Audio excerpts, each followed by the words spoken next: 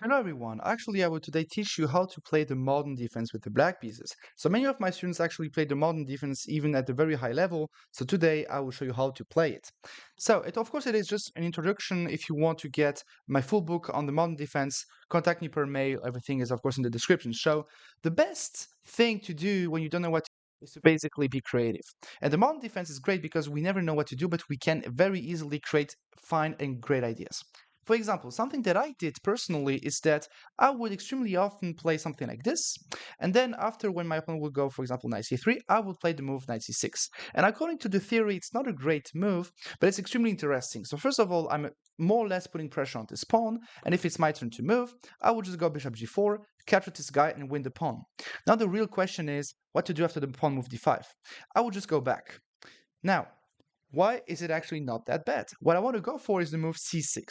And if you take, I take back with the knight. And if you do not take, I will not take either. Because taking would just improve your position. I don't want your position to be better. But for example, it happens sometimes that I will play against someone that will play it like this. I will play this move, h3, castles, queen d2, and like knight bd7 or c6. And when c6, there is this move, long castles. And after long castles, I would extremely often play a move like queen a5 or knight bd7. And anytime you take, I just take back with my b pawn. And this is extremely interesting because I am attacking here and I will basically get my attack. There is actually a Soviet grandmaster.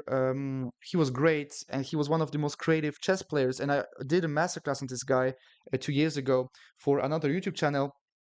This guy's name was Simagin, and basically Simagin is the greatest guy ever.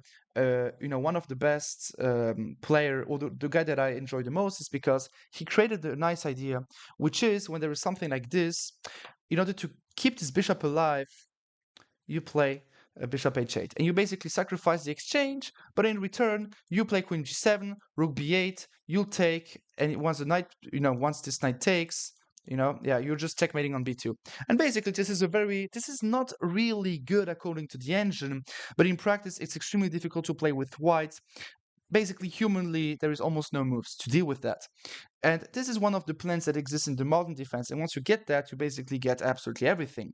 So don't forget, you go knight c6. This is really important that you go knight c6 because you're basically asking a question to white, what do you want to do with this pawn?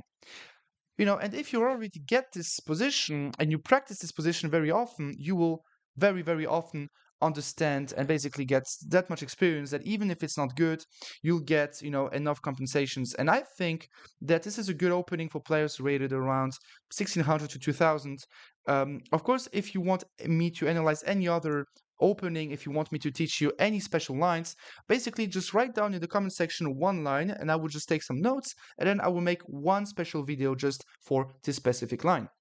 So if, for example, you want me to make a video about this line of the Slav defense, 11th move, rook d1, just write me a message, I'll be analyzing it, and I'll be recording a small video. And this is a very good plan. I would recommend you to use this plan in the Slav defense, in the modern defense. And if you have any more questions, just let me know in the comment section. I'll be there to answer you. See you in the future. Subscribe. Take care.